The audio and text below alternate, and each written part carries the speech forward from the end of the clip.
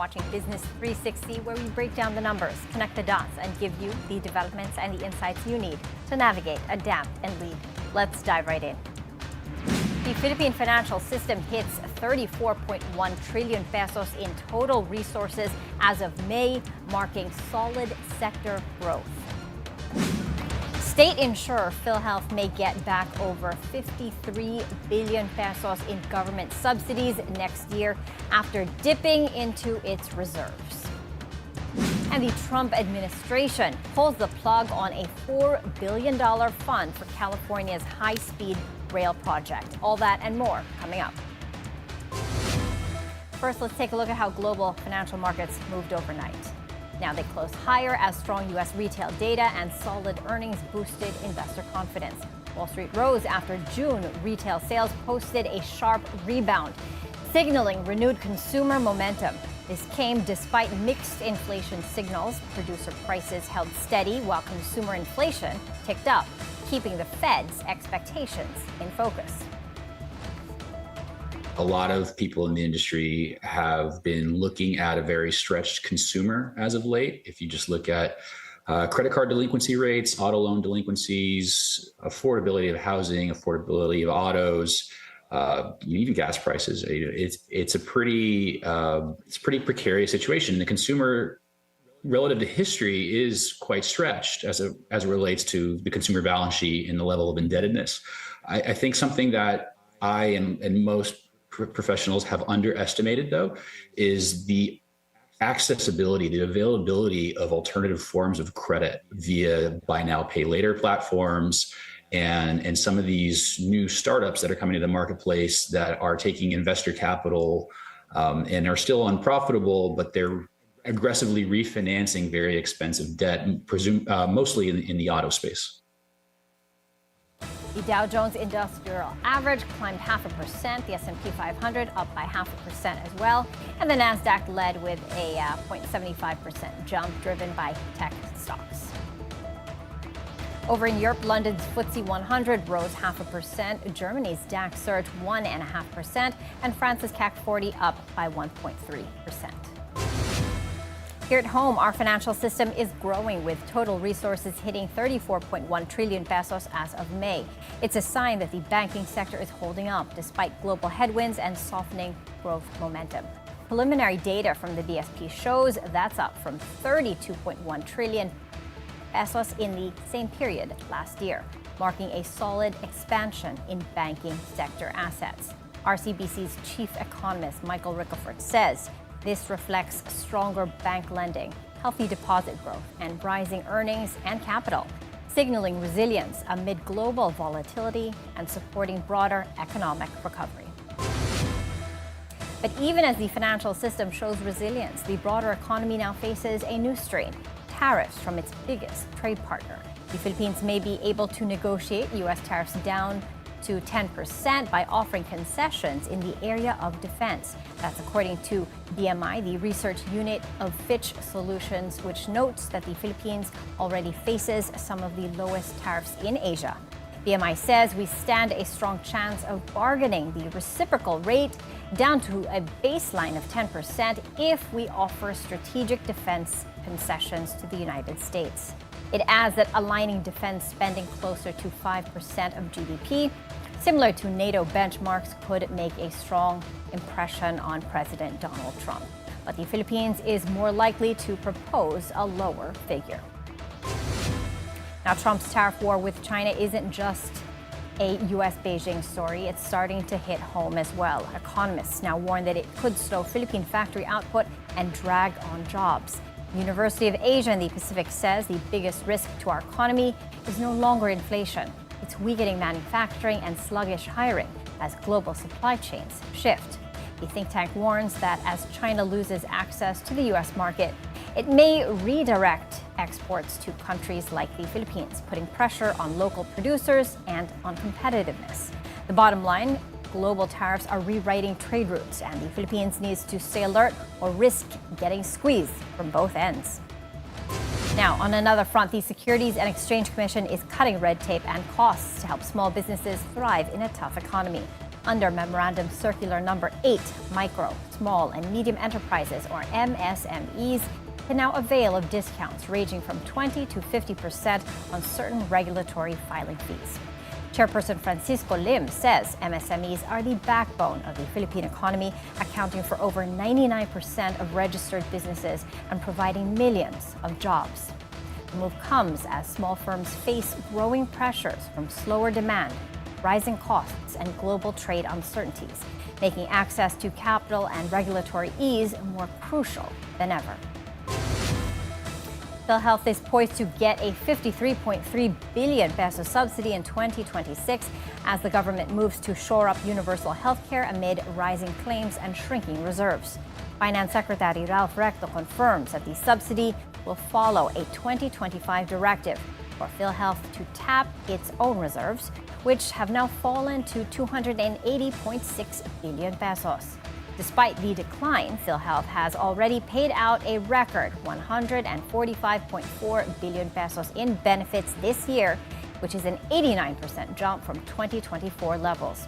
Recto says there are no plans to raise member contributions or reduce benefit packages, even as the government races to plug gaps in health funding. This underscores a wider policy shift, bolstering public health systems without adding burden on Filipino workers while maintaining fiscal discipline. We're taking a quick break. Please stay with us as we dive deep into the numbers and the narratives that matter most to your bottom line.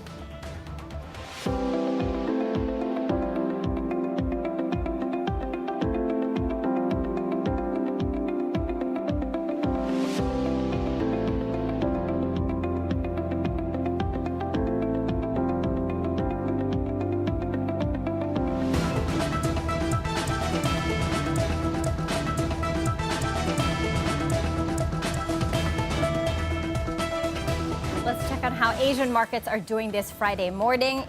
In Japan, the Nikkei 225 is down by 0.25%. Hong Kong's Hang Seng Index going the other direction, up by 1.2%. Shanghai's Composite up by 0.3%. And Singapore's Straits Times Index up by 0.3% as well. Here at home, Philippine shares closed lower Thursday, extending the losing streak to a third straight session amid rising global uncertainty. PSE Index fell 0.7% to close at 62.96 as mining stocks led a broad-based retreat. Trading volume reached 2.4 billion shares with value turnover at 7.33 billion pesos.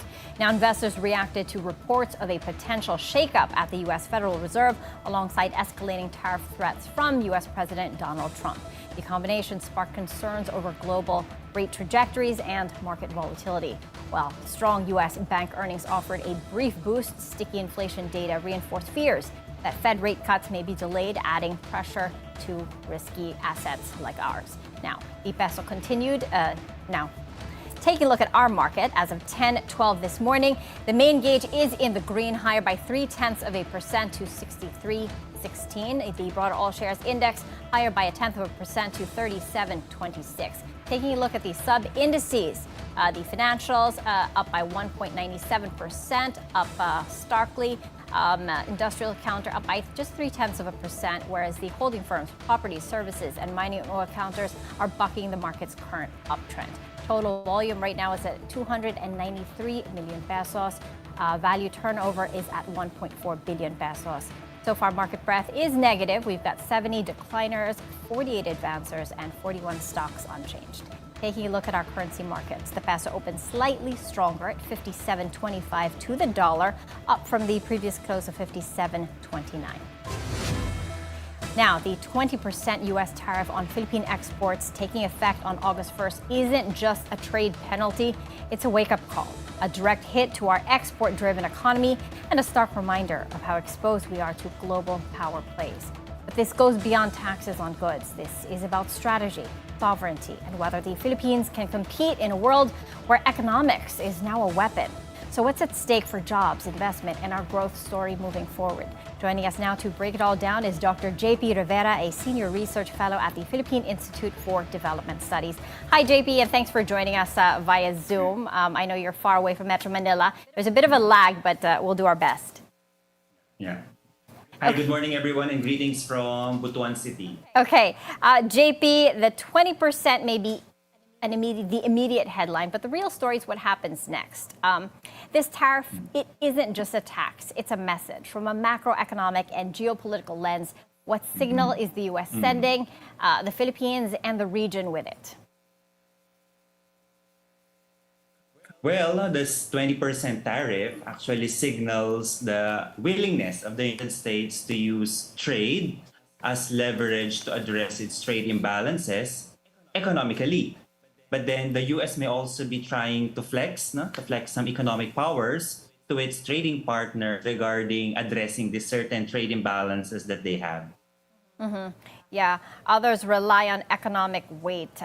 But the Philippines, what are the non-trade levers that we can explore? Because, we don't have that much trade in the context of other ASEAN nations.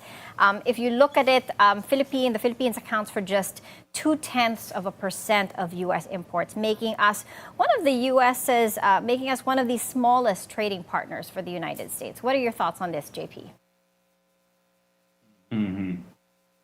Well, regarding the economic factors, so this is not just regarding tariff reduction, but then the Philippines can also leverage on our strategic position in Southeast Asia, as well as our historical ties with the United States. And at the same time, the Philippines can also leverage on positioning the country as a reliable trading partner, reliable economic partner, and at the same time, reliable ally in terms of socio-political, eco-political factors going on in the global economy.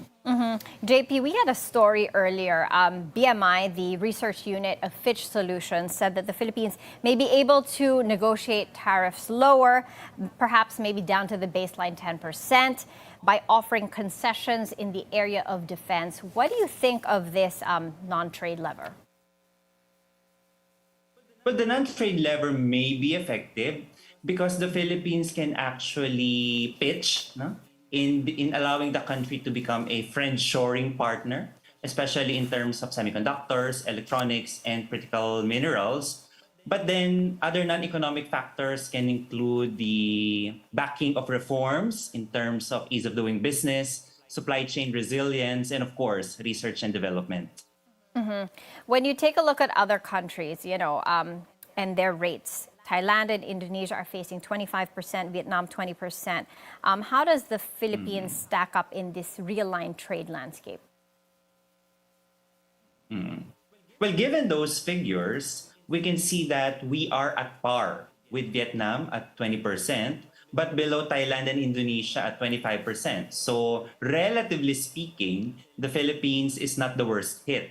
However, the concern is that we lack what Vietnam has, particularly in terms of strong FTA network and logistics competitiveness. So while we have a lower tariff, we are more vulnerable despite this 20% tariff relative to other economies.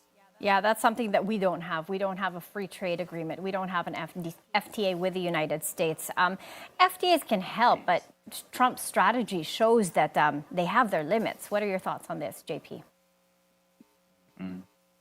Well, they have their limits. That's why the Philippines must also explore other strategic directions other than tariff-related concerns. For example, the Philippines can pursue strategic autonomy, where our trade interests are as protected, for instance, with our military alliances.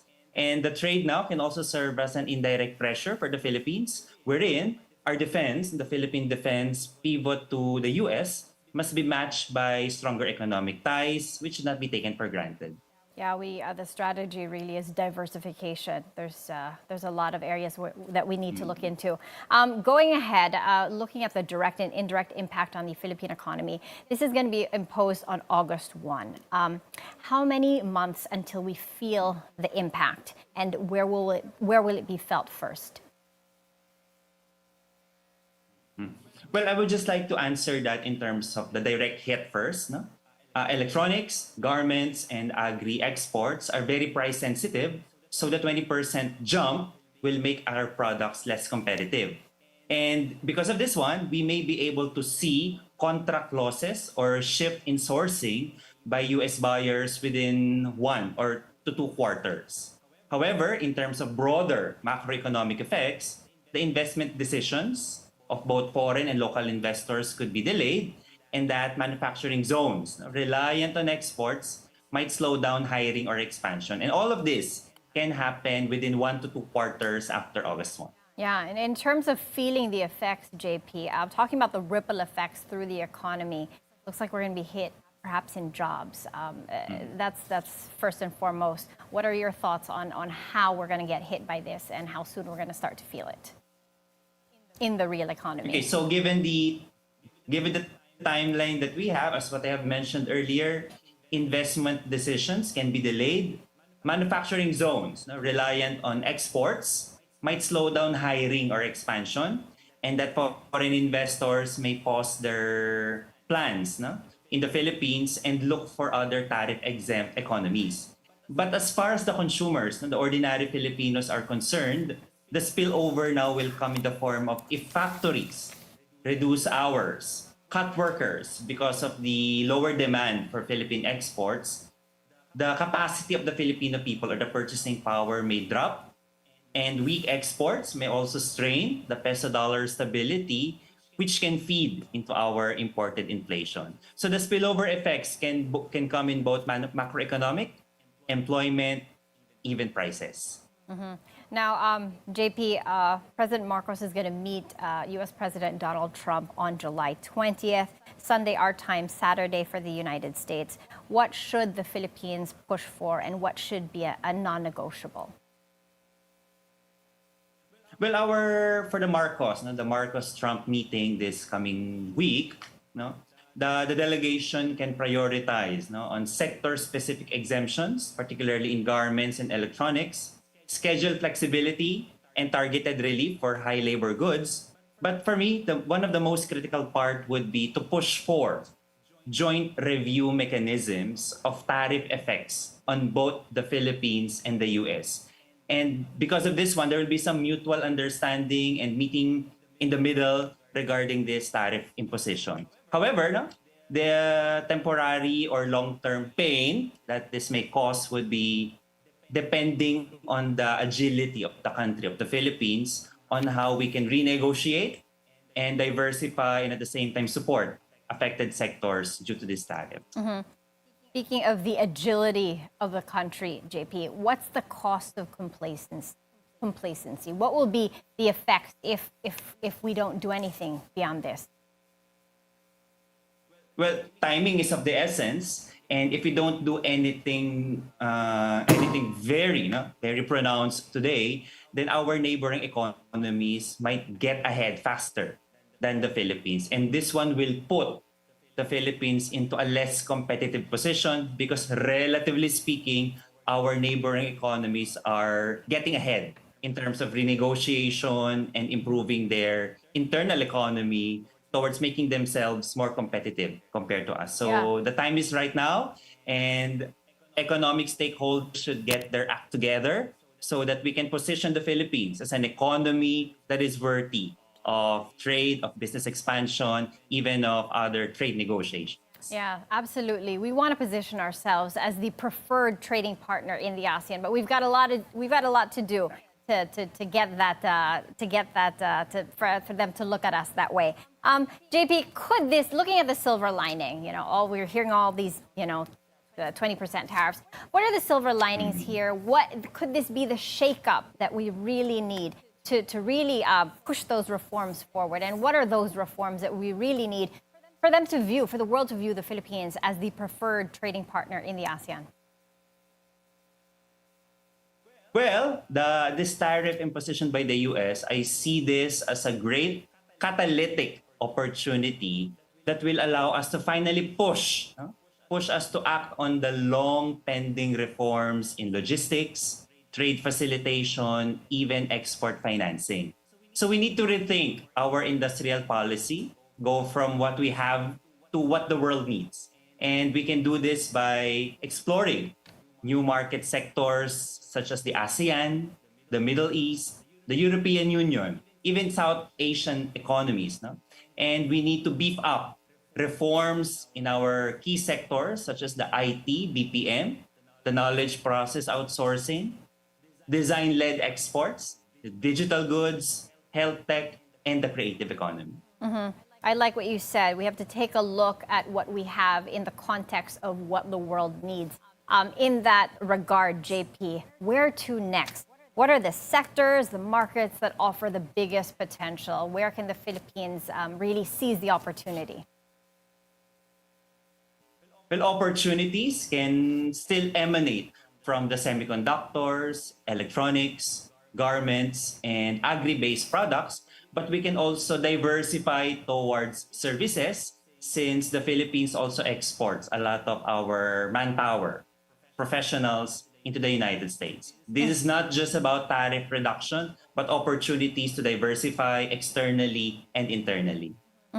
And zooming out, JP, do you see this as a speed bump down the road, or is it a huge structural shift? I mean, policies in the US, they changed. They could change in the coming months. I mean, is this a speed bump, or is this a big structural realignment that we need to think about? Well, for me, I take this from a very optimistic lens. This is just a speed bump, and the US policy tends to be erratic recently, and there might be some changes but the Philippines should always remain to be agile. We should be very quick, very deliberate in renegotiating, buying, and rendering support to affected enterprises or even sectors. Last question, JP. Post August 1st, what would a win look like in your terms? Well, the win here after August 1 can be in the form of, optimistically, can be in the form of finally a reduced tariff. Particularly, we should be able to have some renegotiation, seek exemptions. There will be products that are exempted from these sweeping tariffs. But then the most important here is that the US and the Philippines should be able to renegotiate and restore this relationship that we had for a long period of time. Yeah, we're looking forward to a restoration of that relationship and perhaps back to baseline 10%. We'll just be watchful of the developments ahead. Thank you so much, JP, for your time this morning. Thank you so much. We're taking a short break. Business 360. We'll be right back.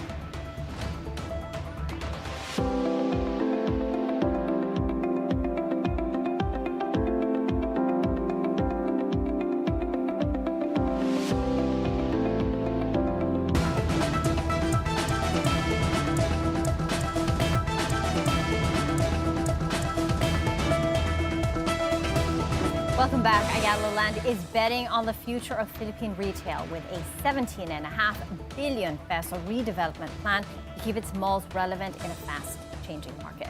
From Luzon to Mindanao, the expansion signals a shift in consumer behavior and a strategic push to stay ahead of growing competition. Eugene Kim has the details. We are confident in the long-term potential of the retail sector in the country.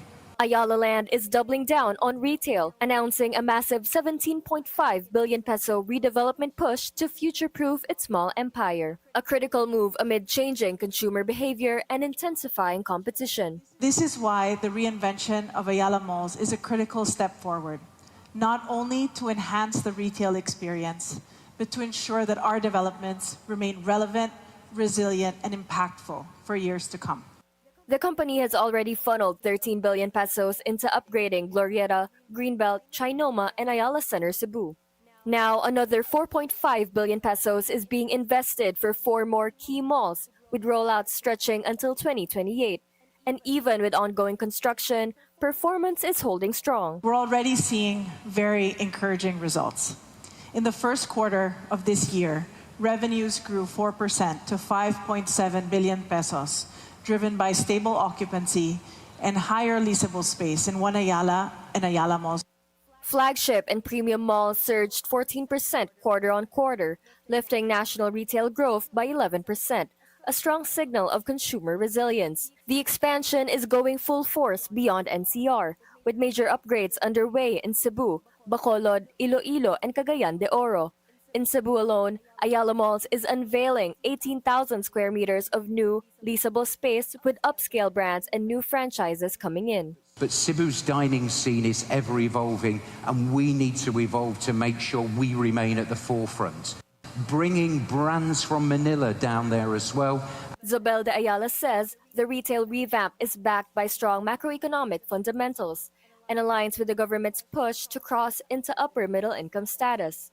We remain very optimistic about the future of retail and shopping in the Philippines, as we observe strong consumer fundamentals and a steadily growing and evolving middle class that continues to drive demand. And in a recent report, the World Bank noted that the Philippines posted a gross national income per capita of $4,470 in 2024. That's just $26 short of the threshold for upper middle income status. Ayala Land sees the reinvention of retail spaces as non-negotiable, especially as Filipino lifestyles shift rapidly. To meet the changing needs of our consumers and the communities that we're embedded in. As lifestyles shift and cities evolved, so too must the spaces that we serve them. And this transformation goes beyond the visuals, with dining districts, nightlife spaces, flagship global stores, and family-centered lifestyle hubs now in the pipeline. Sujin Kim, Bilyonaryo News Channel. Inflation remains public enemy number one for Filipinos, topping national concerns in the latest Pulse Asia survey. 62% of respondents identified rising prices as their biggest worry, far outpacing jobs, wages, and poverty. On a personal level, 64% said staying healthy is their top priority, followed by job security and saving. The survey was conducted face-to-face from June 26 to 30 among 1,200 respondents nationwide. The Social Security system is making a 500 million peso bet on real estate, snapping up Century Properties shares as it doubles down on long-term value amid market volatility.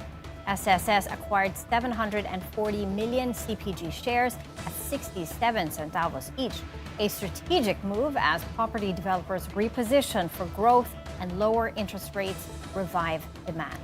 Century Properties develops mid to high-rise condominiums and single detached homes and leases out retail and office space, giving it a broad urban footprint. It's also planning to launch 10 projects in the next 2 years, including its first development in Mindanao through subsidiary First Park Home. Motorists need to brace for impact. Oil prices are set to rise next week. The Department of Energy, or DOE, forecasts that gasoline, diesel, and kerosene prices will increase by around 50 centavos per liter. The projected hike comes as the Organization of the Petroleum Exporting Countries, or OPEC, maintains steady demand growth projections, keeping global oil prices elevated. The Philippines is putting Meta on notice as the government demands action on AI deepfakes and fake news or risk getting Facebook suspended. In a letter to Mark Zuckerberg, ICT Secretary Henry Aguda urged Meta to deploy more content moderators in the Philippines, where over 80 million Filipinos are on social media. Aguda called the spread of fake news and toxic content a national concern, flagging Facebook and Instagram as the worst offenders. He says he's in direct contact with Zuckerberg and hopes Meta will act before regulators are forced to step in. With 2028 elections on the horizon and AI-generated content on the rise, the pressure is on to clean up the digital public square. On another note, Senate resolutions seeking the house arrest of former President Rodrigo Duterte hold no sway with the International Criminal Court. Former ICC Judge Raul Pangalangan told Bilyonaryo news channels On Point that The Hague will follow its own rules under the Rome Statute when deciding on any interim release. Duterte ally senators have called for house arrest, citing the former president's reportedly deteriorating health. But under ICC rules, humanitarian considerations are secondary to flight risk, obstruction of justice, and the gravity of alleged crime. Of course, it can always be conveyed to the court. I don't know who will convey that, who will transfer that information to the court, but whether it will carry any weight, I doubt it. The interim release can contain conditions. And I imagine if the 3 grounds, one of those 3 grounds anyway, is satisfied, then the humanitarian elements might be taken into account in the conditions. But I don't think they will go as far as what the senators are looking for, because that is something we do in the Philippines. There's some VIP jail somewhere. That is, if it happens, it will be the first time. Yes. With regard to the senator's resolution, you mean? Yes, yeah, that sort of a VIP arrangement for a prisoner. Pangalangan also noted any ruling on Duterte's release request is unlikely until after the court decides in September whether to confirm charges related to his deadly drug war. Some of the grounds for interim release, there are 3 possible grounds. To deny release, that is the risk of flight, and the second is the possibility of a threat and intimidation of victims and witnesses. Yeah. I think the second ground is one which is best explored with the evidence available during the confirmation hearing. We're taking a quick break. Business 360 will be right back.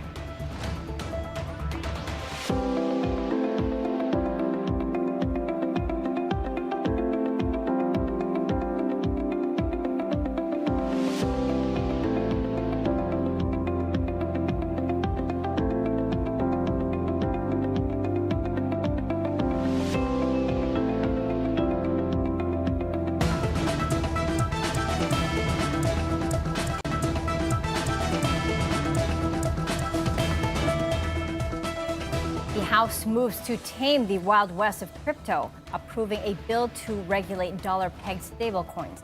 Washington is putting guardrails on the fast-growing stablecoin market with global implications for digital finance. The bill creates a regulatory framework for stablecoins, crypto tokens designed to hold a one-to-one value with the U.S. dollar. It now heads to President Donald Trump, who is expected to sign it into law. Stablecoins have become crucial in the world of digital currency, used to quickly move funds between tokens without triggering price swings. Proponents say they could revolutionize payments, making cross-border transfers instant and cheap. The House also passed a companion bill to lay out wider rules for crypto assets. But President Trump and this Congress are correcting course and unleashing America's digital asset potential with historic transformative legislation. President Trump promised to make America the crypto capital of the world, and today we delivered. The Genius Act, the Clarity Act, and our anti-CBDC Surveillance State Act deliver on the America First digital assets agenda by solidifying the dollar's dominance as the world's reserve currency, spurring innovation by creating regulatory certainty with clear market structure, and ensuring that any development of digital money reflects our American values of privacy, individual sovereignty, and free market competitiveness. Europe scrambles to avoid a trade war as Trump's 30% tariffs on EU imports near implementation. The European Union says it's very eager to strike a trade deal with the U.S. as President Donald Trump prepares to slap a 30% tariff on European goods starting August 1st. White House spokesperson Caroline Leavitt confirmed the negotiations are on the table, but so far, no concessions have been announced. The EU is holding back on retaliation, waiting to see if Trump makes good on his threat. A full-blown trade war, if that erupts, economists warn that it could slow global trade flows, hitting emerging markets like the Philippines through export disruptions, investor flight, and supply chain volatility. As for the European Union, they continue to be very eager in negotiating with our country for obvious reasons on ways to lower their tariff and their non-tariff barriers that we have long said harm our workers and our companies. So the president's trade team continue to be in talks with the European Union. The U.S. Transportation Secretary cancels $4 billion in funding for California's high-speed rail. raising global concerns over the viability of mega infrastructure projects.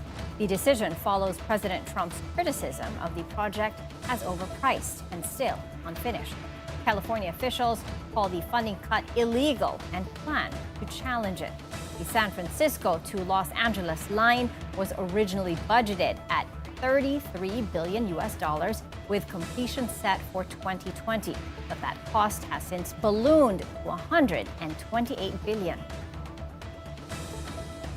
It took us 5 years to build the Hoover Dam. 5 years. 4 years to build the Golden Gate Bridge.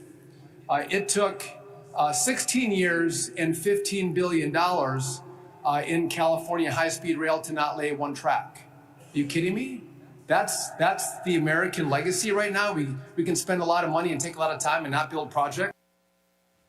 The move sparks fresh debate over infrastructure spending worldwide, including here in the Philippines, where similar projects face escalating costs, delays, and questions of value for money.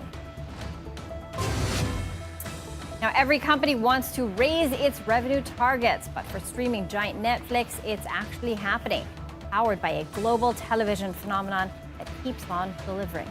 Netflix has lifted its 2025 revenue guidance to as much as $45.2 billion, citing strong subscriber growth, robust advertising momentum, and a boost from the weaker US dollar. The final season of Squid Game, released just before the second quarter closed, racked up 122 million views worldwide, reinforcing its title as Netflix's most watched non-English series. The big picture: in a fragmented streaming market, global franchises like Squid Game remain a powerful engine for growth and a reminder that storytelling still rules the business of entertainment. On another front, the Marcos administration is eyeing major reforms for online gambling operators. The move aims to strengthen oversight and reduce the social impact of gambling addiction. Finance Secretary Ralph Recto says that the DOF is proposing new taxes and licensing fees for digital gaming platforms. He adds that the government may also require these companies to go public to improve transparency. If implemented, the reforms would subject online gaming firms to similar levels of public scrutiny as listed companies like Bloomberry Resorts Corporation and DigiPlus Interactive Corporation. Manny Pacquiao is back in the ring, staging a comeback that few saw coming. The Filipino boxing legend touches down in Las Vegas for a fight that's being billed as one against all odds. That kind of return. Our American correspondent Steve Angeles has this story. After 4 years, Manny Pacquiao fever is back in Las Vegas. In 4 days, the 46-year-old Pacquiao will be back in the ring chasing history. The Pac-Man faced off with WBC welterweight champion Mexican-American Mario Barrios for the pre-fight press conference on Wednesday afternoon in Las Vegas. I always leave it to God what's his plan for my life, because what I'm doing right now, I want to help people, I want to inspire people and make a legacy that can we leave behind that legacy that can inspire other generations. For the Pac-Man, the fight does shed a light on the next generation, giving Filipino fighters like 2020 Olympic bronze medalist Yumir Marshall and former featherweight champion Mark Magsayo a chance to shine on the undercard.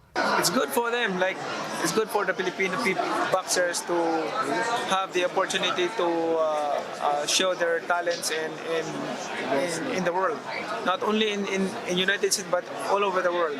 So that's good opportunity for the Filipino boxers. Barrios holds a 29-win, 2-loss, and 1-draw record. He believes he is ready to take on the Hall of Famer, whose career began the same year Barrios was born.